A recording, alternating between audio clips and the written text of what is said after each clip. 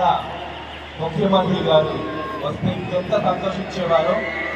కల్చర్ని సాంప్రదాయాన్ని కూచిపూడిని ముందుకు తీసుకెళ్లేలాగా వారు ఆలోచన ప్రయత్నం చేస్తూ వారు భారతీయ స్థాయిగా పంపించడం ఈ సమస్యలు నమోదవడం చాలా అద్భుతంగా ఉంది. ఇది అంబరాన్ని అనుకునే వేళ